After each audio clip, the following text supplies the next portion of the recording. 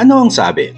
Today, pag-usapan natin ang motor na nagde-define on what a maxi scooter is all about. Kung bakit natin nasabi to, tara, pag-usapan natin. Ito po ang QJ Motor Fortress 160. Let's go!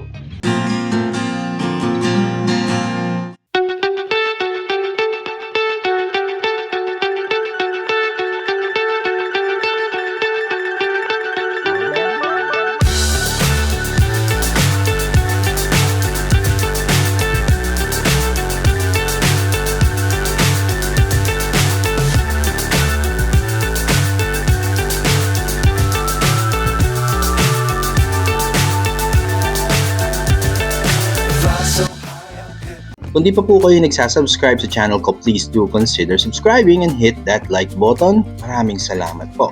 When we talk about the category of a maxi scooter, masasabi natin na madami tayong hinahanap sa mga motor na yan. It is understandable because they do command a higher price tag. Pag inisip nyo, it is the applicable ride to have na pang daily driver, pang daily ride mo. Malaki siya pero hindi masyadong bulky, malalaki ang gulong din. Alam nyo naman sa iba't ibang kondisyon ng mga kakalsadahan natin, malaking tulong yan.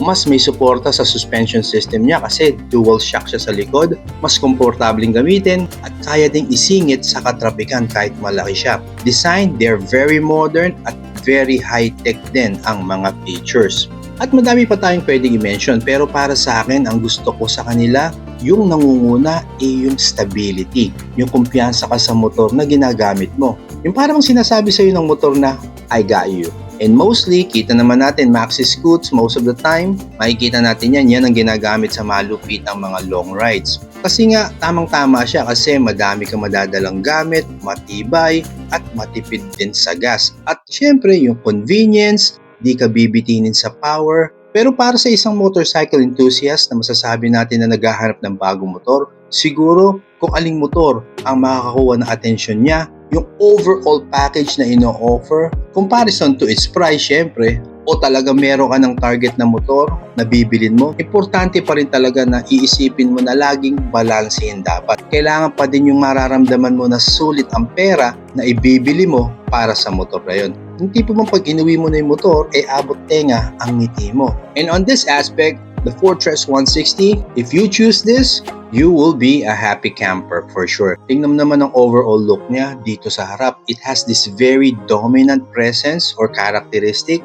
Para bang ang mature ng look niya. It is beyond the look of being fierce or serious. Andun yung authoritative characteristic niya. Yung pangalan pa lang ng motor na to, talagang sobrang confident sa kaya niyang i-deliver. Pag tinignan ko siya sa harap, parang ang hirap niyang i-describe din kasi wala siyang kamukha sa market. Very sharp ang design concept, papunta dito sa gitna. Ayan yung windshield niya. Hindi po yan adjustable and that is okay. At kita rin na pointed ang design ng headlights niya. Mga LED po mga ilaw nito.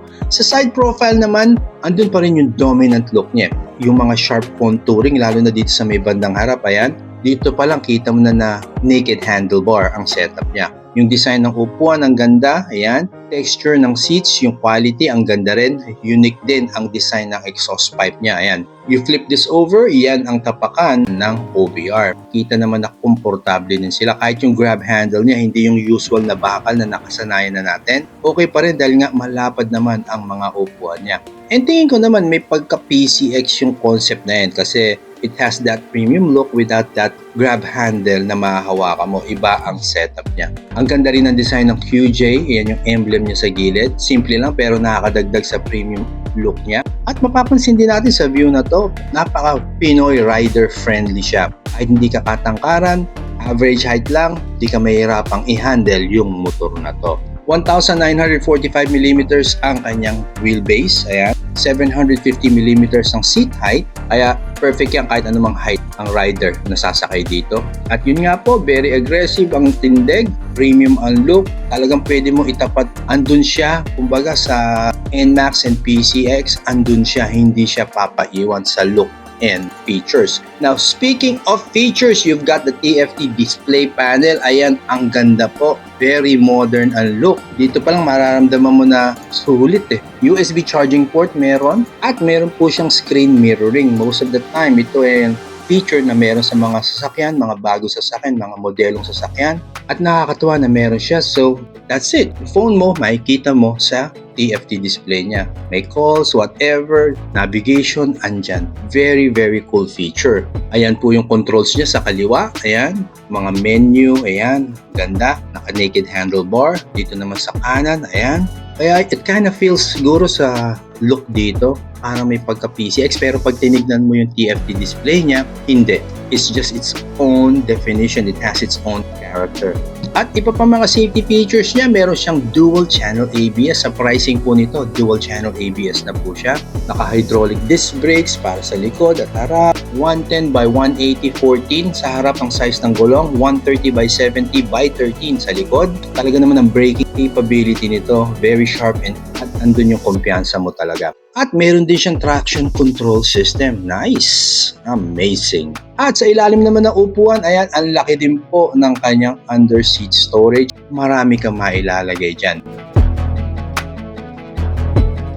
Now, makina na tayo. It's 160cc, single overhead cam, 4 valves, liquid cooled. May hybrid technology po to. May burst of electricity na binibigay yung kanyang hybrid system to help accelerate the motorcycle or the scooter. 12 kilowatts at 8,500 RPM and 15 Newton meters of torque at 6,000 RPM. So around almost 16 horsepower, kung di ako nagkakamali. Kaya very smooth ang acceleration.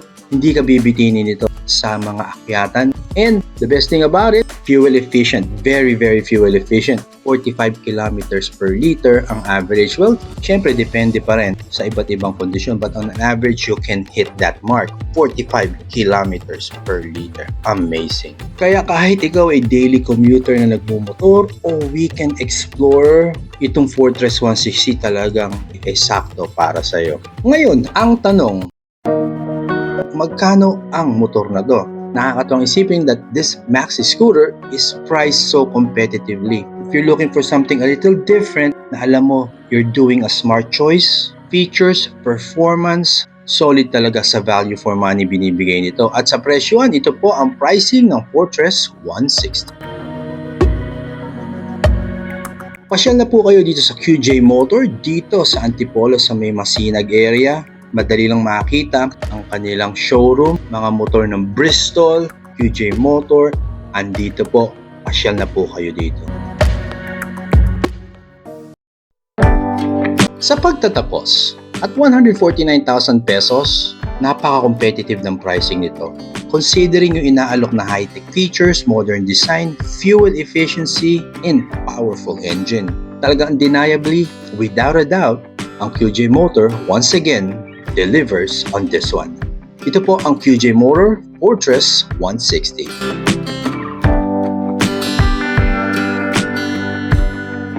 If you found some value on this video, please do consider subscribing and hit that like button. Maraming salamat po. Maulan mga panahon ngayon. Please do ride safe and I'll see you on the next one.